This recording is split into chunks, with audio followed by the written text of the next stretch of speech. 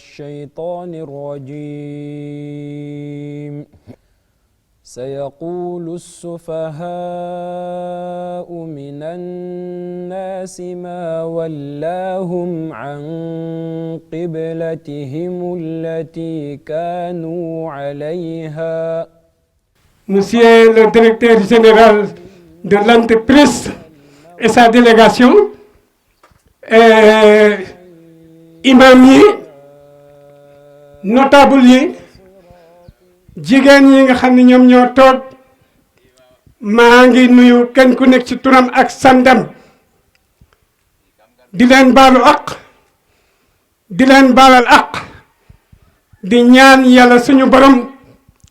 mu baal ñu ak aduna ak alaxira et li tax ma njëkk a sant yàlla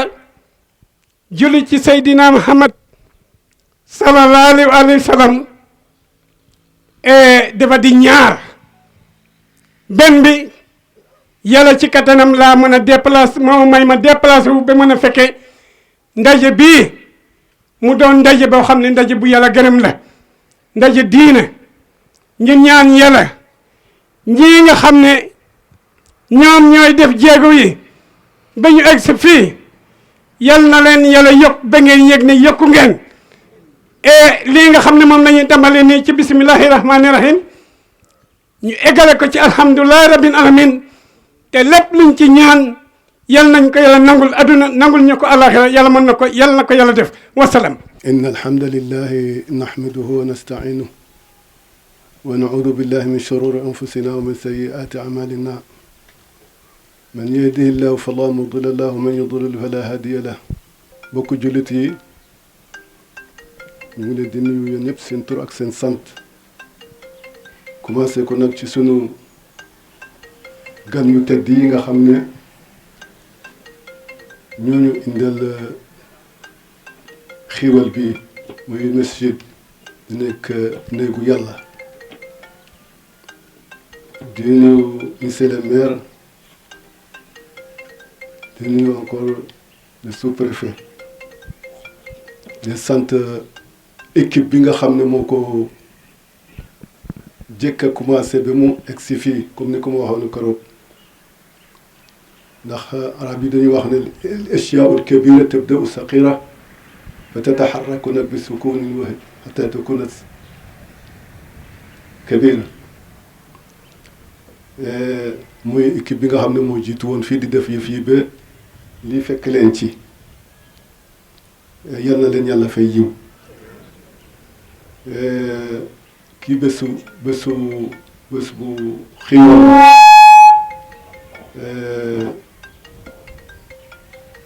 dama am mission sax li ma bëgg a wax yëpp buñ ma ko wax j'ai perdu mes fils des idées ndax kontante ndax seen Moustapha bii waroon naa ko jëkk nuyu mooy mooy xalifa mooy suñu Tuuba fii fexe ne ba ñëw ñu di ko sagoo voilà kulli xaal maa ngi leen di gërëm yéen ñëpp di sant équipe bi yëpp nag ndax vraiment dañ cee sonn ñaaxar yëpp a sonn woon pour ñu am yu mel nii kon nag bu ko yàlla indee tey ñu ngi leen di sant yéen ñëpp di leen di sant jigéen ñi sant góor yi sant nag mag yi nga xam ne ñoo nekkoon environ jumaa ji ki ma jëkkat ci cité mooy sam papa Aliou Faye ak Cheikh Ndiaye ak Sédar Ndour ak Thierno ñi ñëw ne ko ñi nga xam ne ñoo jegoon jumaa bi ak mag yi ak yeneen mag yi sax waaye ñoo sori woon ñii nag ñoo nekkoon ci jumaa bi ak mag yi nga xam ne dañoo ñëw fii yëpp di jullee ci jumaa bi ba seen doom ak seen set taxawal projet bi yal na leen yàlla dugal àjjana Muhammad Seydina Muhammad sallallahu alayhi wa sallam man nag sama wax du ci bëri noonu. di leen ziyaara di leen balu àq di jiital ci nuyoo bi borom dëkk bi di ci teg imam ak préfet ak sous-préfet ak notable yi fi nekk yëpp kenn ku ci nekk ñu ngi lay nuyu ci sa tur ak sant xam naa bu ñu laa commencé dañuy jàng fatiha saatul fatihi fukki qul huwallahu ak juróom yéena ko mag ñi nga xamante ne ñoo fi nekkoon tette ndaw ñi ba xëy dem fekki mag ñi te ndaw yooyu nekk fi ba xëy taxaw seen taxawaay yàlla na yàlla yokk seen leer yéggal leen ci barzaq Seydina Muhammad sallallahu alayhi wa sallam. ñun nag suñu wax du ci bari. Asmalik mu ngi fi Ndey Astou Pouye mu ngi fi te ragal naa ñoom ñoo dëkk ak yéen ñooñu gën a xam penc mi ñooñu gën a xam dëkk bi kon ñun dañuy ubbi rek soxna Ndey Astou li tax ma wax ko nag mooy jigéen dafa am wàll ci penc te lépp loo xam ne lii ñu ngi koy def jigéen am na ci wàll comme ni ci góor amee wàll yàlla fu mu tudd jigéen góor tudd na fa jigéen kon ñooyam même légalité kon li ñuy def rek moo di bàyyi soxna Ndey Astou moom mu eggali kàddu gi te ngeen baal ñu àq wasalaam. maa ngi leen di nuyu ci seen tur ak seen sant ku ci nekk di balu àq di leen di bal àq nuyoo bi ma di ci jiital suñu préfet di ci teg suñu maire ak imam yi fi nekk ak mbooleem notable yi waa dëkk bi wax ji nag dañ koy gàttal ndax dafa xaw a bette cant nag lay doon ak ñaan yàlla barkeel cant gi ñu di ko jëmale si ñi nga xamante ne ñoom ñoo initié lii ñoo ko fi indi ma di si jiital monsieur le maire parce que mënuñu koo ñàkk a tudd ndax lépp moom la xëy na dëkk bi am nañ suñu yéene macha allah def nañ suñu kéemtulaay kàttan waaye lii nag monsieur le maire yaa ko yombal ak groupe bi nga xamante ne mooy groupe ñoom El Hadj Pouye bi ñoom Souleymane nga xamante ne ñoom ñoo def lépp duñu def lu mooy di leen di ñaanal yàlla guddal seen fan yàlla yombal nag liggéey bi ba ñu toog ba di ko inauguré fii ci barke Nabil Moustapha yàlla mën na lu ko raw yal nañu ko defal ñun ñi ko teewe ak ñeneen ñi ko teewewul ñu am yéene yàlla defal leen ko ci barke Seydina Muhammad sallallahu alayhi wa sallam ñuy fàttaliku nag suñuy waajur mu de suñu papa moo fi njëkk a nekk imam ñëpp xam nañ ko mbay mii doon suñu mag doon suñu lépp nekkal fi la famille Diouf bu tookanduy nga xamante ne sam papa bi mu fiy ñëw ñooñu bokkoon nañ ci délégation bi ko jëli woon muy sam papa Gile Diouf ak yeneen 5 autres ci biir dëkk bi muy papa Alaaji Góora ak sama maam bi jur sama yaay ak ñeneen yal na suuf sedd seen kaw lii yëpp seen barke la moo law ba fii donc li ma leen di ñaanal ci gàttal yal na yàlla yombal lépp jàngeen jëf monsieur le maire bu ñu amoon lu passé jaajëf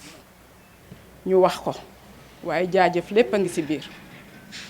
ngeen baal ma àq. Mes premiers mots sont des mots de remerciement. Des mots de remerciement à l'endroit de l'ONG ATA, à l'endroit de M. Ibrahima Rushdi, de M. Mohamed Negui, mais aussi de l'entrepreneur Ibrahima Ba. Mais aussi des mots de remerciement à l'endroit des imams de Niakhar qui nous ont accompagnés depuis qu'on a commencé ces démarches-là, mais surtout à l'endroit de M. le maire et de son collaborateur particulier, M. Pape Ngoumba Sen. On a nommé Pape Ngoumba Sen, afoga noxe fokat na in no tiyeke kaga amala me toko suley nune mbiya kene affaire juma fe ndam da anga plan fi am jigen ka jemuma kérok la ko jox plan bi mu laajaat ma devis ak les papiers nécessaires j'ai envoyé tout à Pape Ngoumba Sen mu dem ak monsieur le maire ils ont fait toutes les démarches nécessaires auprès de l'ONG ATA jusqu'à ce que ngala ine akayta ke para ayo imbuga tabaxet juma fe. Donc Pape Ngoumba Sène, monsieur le maire et l'ONG, vraiment un grand merci à vous tous. Alors, c'est arrivé un moment où vraiment on en avait besoin, parce qu'on a fait des démarches longues, parce que nous avons ici une mosquée qui a été construite depuis 1954. Je n'étais pas encore né, le maire aussi. Et que donc il était en train de c'était très avancé, et il fallait maintenant donc démolir, reconstruire, et c'était un site très inondable. Donc, qu'est-ce qu'on avait dit? Ok, nous avons une génération qui est là, qui a commencé cette activité depuis 1985. On a maintenant un peu de l'âge, mais on doit encore servir ce Niakhar. Donc, on va se regrouper à partir des réseaux sociaux. Tous ceux qui sont aux États-Unis, au Sénégal et partout, on dit le premier projet, c'est la mosquée de Niakhar. Et alors, on a eu un jeune frère, malheureusement qui n'est pas là aujourd'hui, l'architecte Saïd Ndiaye. Il nous a proposé un plan formidable. On dit que c'est déjà une première chose. Il nous a fait encore les devis. C'était déjà bien. Maintenant, il faut trouver les moyens.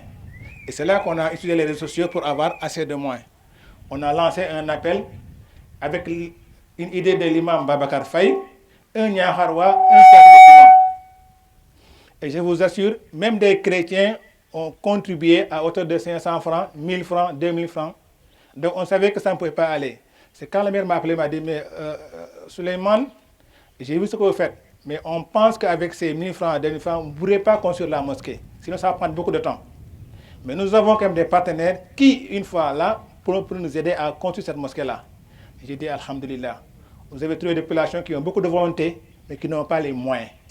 Qui voulaient avoir une mosquée digne de son nom, mais qui n'avaient pas les moyens de le faire.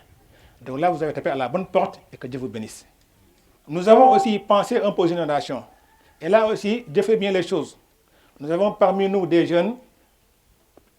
le directeur de la route de Tamba, qui est dans les ponts et chaussées. Nous avons aussi Ablaï qui était à la Saïd. Il y avait Lassouk Yandé qui est au niveau du Prodac, qui se connaissent très bien en inondation. On les a mis en profit et ils sont en train de faire une étude très sérieuse. Et monsieur le maire, je crois que vous serez surpris, parce qu'ils sont en train de trouver un programme pour endiguer carrément le problème de l'inondation de Niakhar. Ils ont commencé l'étude à partir de ce point-là, à partir des photos satellites. Ils sont en train de travailler sur un programme pour qu'on puisse gérer pour de bon le problème de l'inondation. Si vous voyez la fondation, on avait ici prévu une fondation qui prenait peut-être la hauteur de la route, parce qu'on pense que pendant l'hivernage, si la fondation n'est pas assez haute, c'est sûr que la mosquée sera inondée. Là aussi, ils nous ont aidés. Et je crois que vous aurez des partenaires qui vous permettront en tout cas d'avoir une mosquée qui ne sera pas inondable. Et en même temps, monsieur le maire, vous avez des partenaires qui vous aideront peut-être à régler une inondation définitivement au niveau de Niakhar. C'est vraiment une très bonne chose. Donc merci à Semo Ablaye aussi. Merci à Andof Diouf. Là aussi, on avait un entrepreneur, Dali Tahe Diouf. Il est là présent.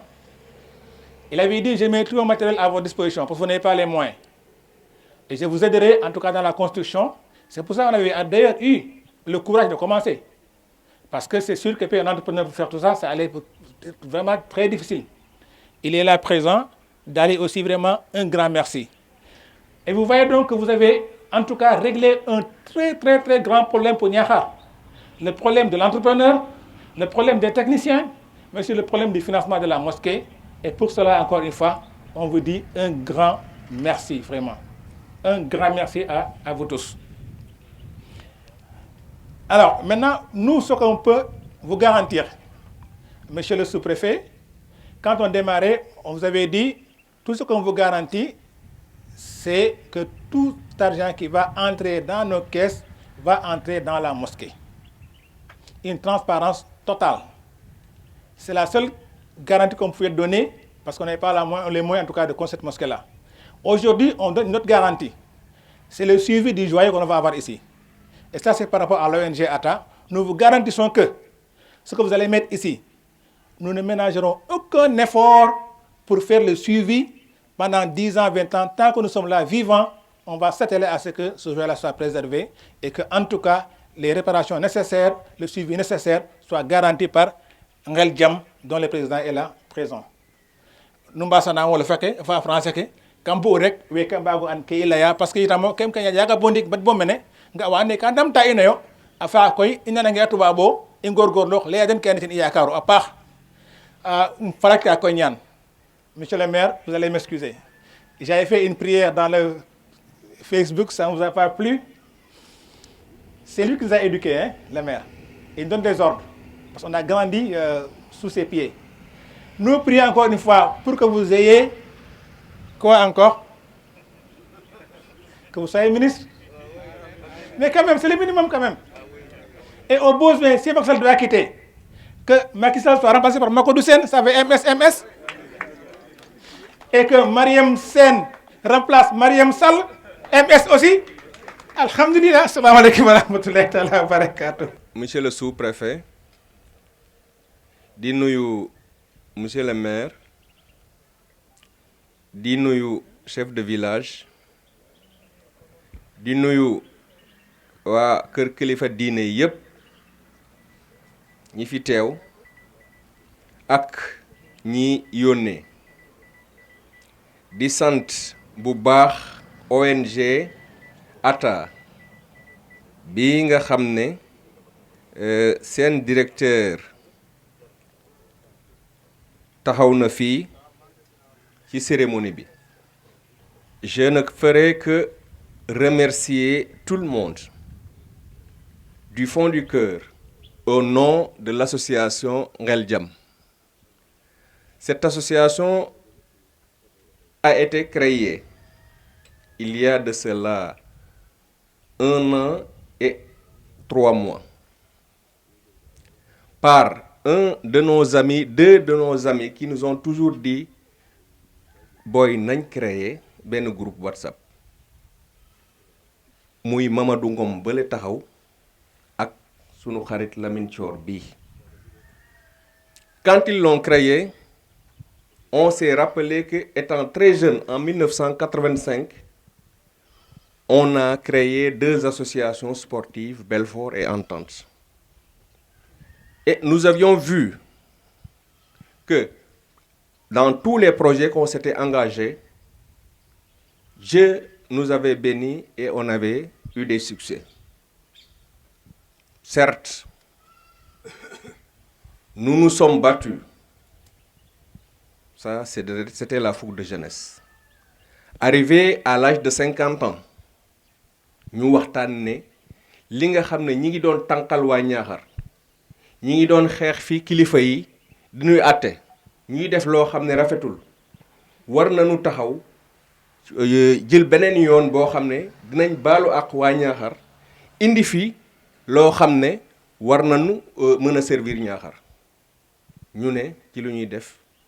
association bi dañ ciy def ay commission yu bari lépp loo xam ne mi ngi ci développement commission éducation am na commission culture am na commission socio-religieuse am na commission éducation je me répète donc en plusieurs commissions ku ci nekk indi xalaat ba mu am ku ne mosquée bii nañ ko defar.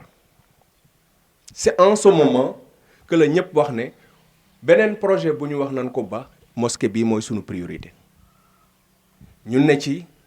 jaar nañ fi ñu war a jaar avant ñuy tàmbalee dem nañ yëgal ko sous-préfet jaar nañ ci monsieur le maire wax ko ko dem nañ ci curé bi wax ko ko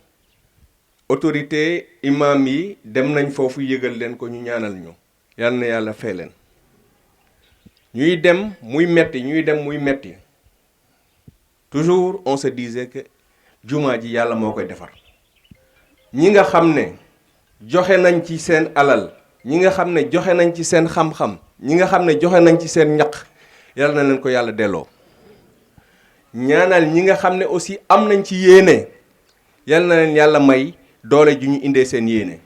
te je sais que la population de Niakhar est tellement déterminée tellement engagée pétrie de talent d'engagement et de dignité, ça je peux l'assurer. Vous ne serez pas surpris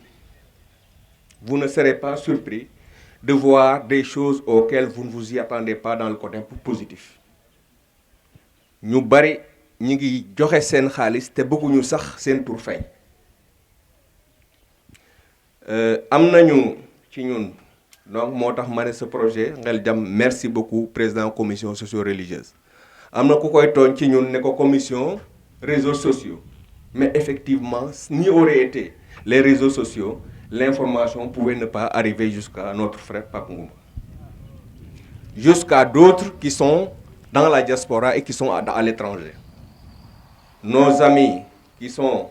aux États-Unis, nos amis qui sont en Espagne et ailleurs, ils sont en contact permanent avec nous. Donc, nous également, nous avons l'obligation de vous féliciter et de vous transmettre leurs félicitations. maa ngi ñaanal ñëpp di baalu ak ñëpp wax neexul nag lu fu ma juumee rek xam leen ne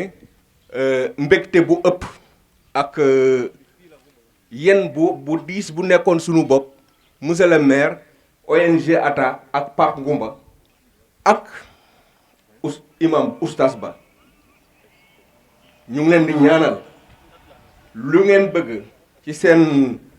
projet fu ngeen jublu yàlla na leen yàlla ubbil buntu 2012 bi ñuy tàmbali association lañ commencé woon di doxal ba 2018 yàlla def ñu am suñu agrément ñu nekk ONG.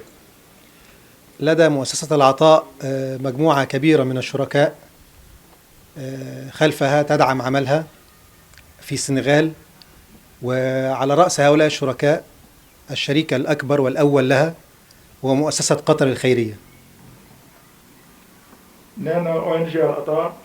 am na ay partenaires yi nga xam ne ñoo nekk bitim réew yu fasantiku mais par suñu partenaires yi nga xam ne ñoom ñoo gën a fës ñoom ñoo gën a am doole moom mooy Qatar Charité bi ngeen xam te bi ngeen di dégg. تعمل مؤسسة العطاء في العديد من المجالات على أرض السنغال. لن يطول الوقت حتى أذكر كل الأعمال التي قامت بها جمعية العطاء، ولكن أنا أذكر على سبيل المثال أن جمعية العطاء بنت حتى الآن أكثر من 500 مسجد على أرض السنغال. nee na ONG Al Ataa jot na def ay projet yu bari ci biir réew mi bëggul guddal lool ci wax bi mais lu mën a jàpp daal lu jëm ci jàkka yi tabax nañ ci lu toll ni 500 mosquées actuellement yoo xam ne ONG bi tabax na ko ci biir réew mi. وكذلك حفرت أكثر من 2000 بئر ما بين أبر سطحية وميني فراج وفراج. nee na li nga xam ne moo jëm ci teen yi jot nañ gas 200 teen 2000 teen yoo xam ne Al Ataa gas na ko bokk na ci ay teen mooy teen yi nga xam ne ñooy am pompe yi manuel yi ak mini forage. والعديد من المشروعات الأخرى مثل مراكز تحفيظ القرآن وبيوت الأيتام وبيوت الفقراء ومشروعات كثيرة جدا. di jëm nag ci éducation li mel ni ay école loolu tamit tabax nañ ci ay écoles yu bëri ci biir réew mi. كذلك لدى جمعية العطاء 2200 من الأيتام مكفولين من جمعية العطاء، هذا عن طريق بروتوكول بين العطاء وبين البريد السنغالي. يستطيع أبنائنا الأيتام أن يسحبوا مستحقاتهم من فروع البريد في كل أقاليم السنغال. nga jëm li xam ne nag moom moo jëm ci orphelins yi dañoo am protocole ak banque poste di fay xale yi seen lim daanaka mot na 2000 jëm kaw ay xale yoo xam ne ñu ngi leen di subventionné ñuy bénéficié wu ci Al Ataa. في كل عام من 2012 حتى الآن بفضل الله عز وجل نقدم في سكر كور والتباسكي وكل هذه المناسبات الدينية. nee na boobu ba léegi nag li jëm tamit ci suñu fête yi dañuy faral tam di joxe ay kit ay dons yoo xam ne dañ koy joxe ci koor gi ak ci tabaski bi. هناك أيضا قسم خاص عندنا للمشروعات التي تكون بمثابة عمل لمن لا يجد عمل من الشباب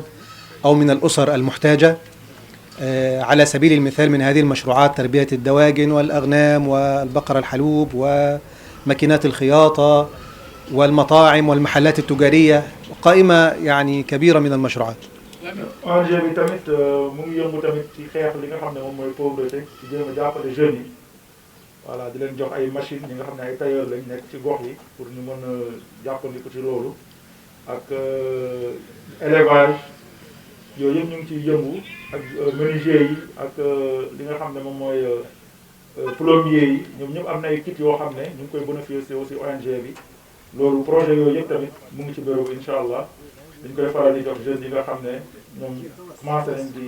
am liggéey wala bëgg ci lu ñu mën a jàpp.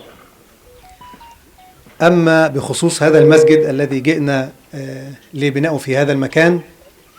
فمسيو ليمير صراحة فعل مجهود كبير جدا في أن يأتي بهذا المسجد إلى هذا المكان. هو زارنا في المكتب أكثر من مرة لأجل أن يسأل عن هذا المسجد. حتى في اللقاء الأخير أنا استحييت أن أؤخر عنه المسجد كل هذه الفترة. bi ñu war a jumaa bi ñu war a tabax fii pour ngeen xam monsieur le maire def na ci effort bu bari bon def na ko ay visite ñaari yoon ñetti yoon ba ñeenti yoon pour ñu mën a ñëw def financement bi fii sonn na ci trop nag ba finalement moom dafa mujjee rus sax.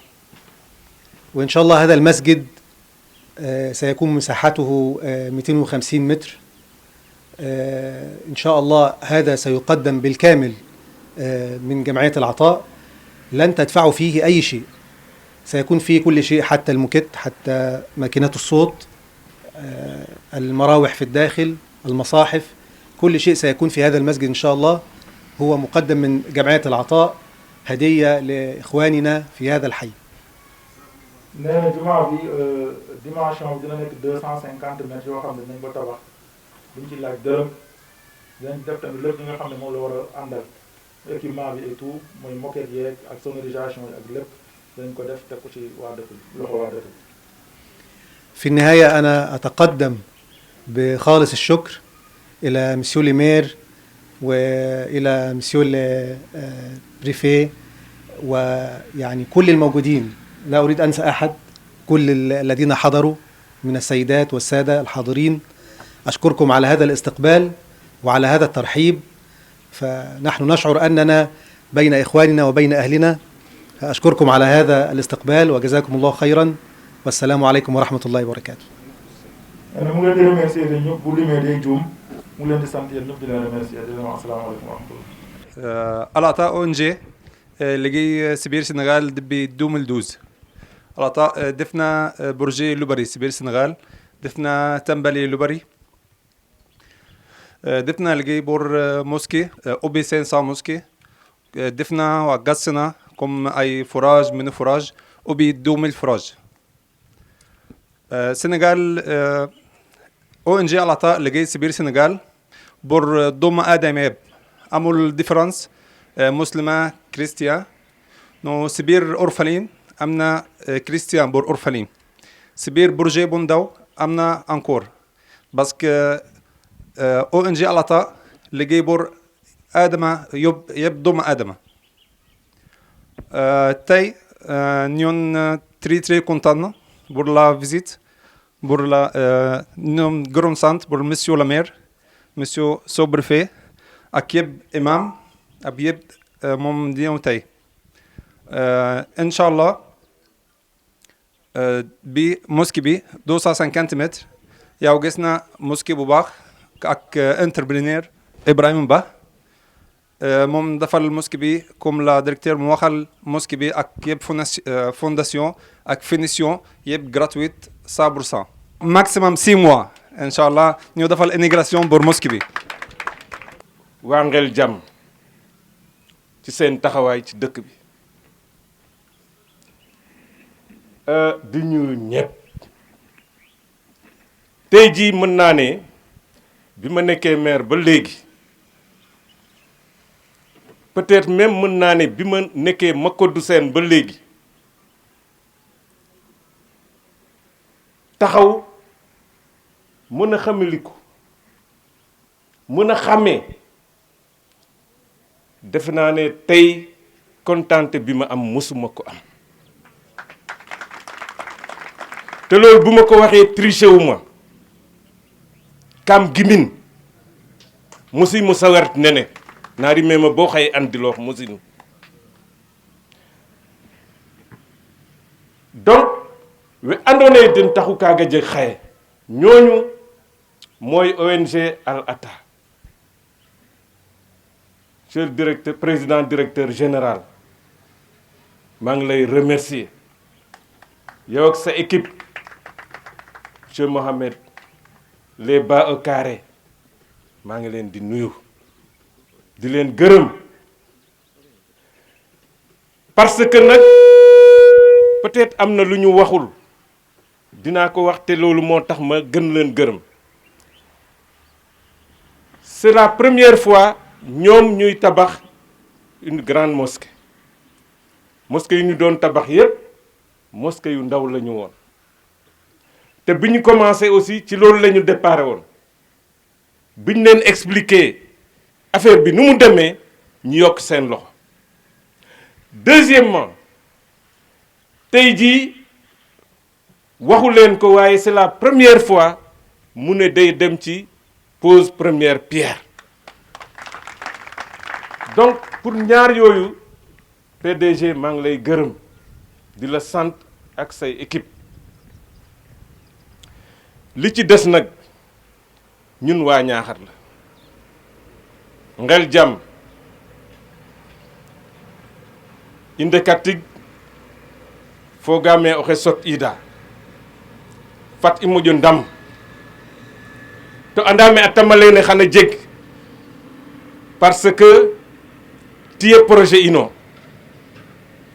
Ñaaxar ak Sénégal dañu am chance wax ngeen ko projet bi projet Ñaaxar la amul catholique amul julit amul keneen projet Ñaaxar la am na ku ne am na ay catholiques yi ci dugal seen xaalis c'est vrai ça veut dire que projet dëkk bi la comme projet dëkk bi la nag te loo xamante ne aussi mbiru yàlla la waay fokk mu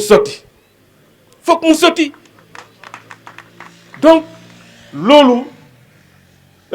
ñu ngi ciy gërëm ñépp li ci des mooy wax ngeen ko assainissement bi nañ ci taxaw aussi suñu doom yi Ñaaxar yi nga xamante ne xam nañ ci dara nañ ci taxaw te bëgg naa sax bu ñu paree aussi ñu toogaat ngeen wax ñu lan ngeen ci def déjà ñu xool aussi vraiment lan lañ ñun ñëpp mën ci def parce que loolu aussi lu am solo la donc vraiment falay fee soxla e te may mais gidma fop waagi mo pare koy to Pape Ngumba gid mi num Pape Ngumba merci beaucoup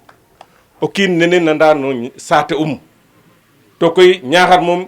ke tax na i njeg chance oxu refna ka fooge ten moƴ no bug i etatira moƴo mbuga Ñaaxar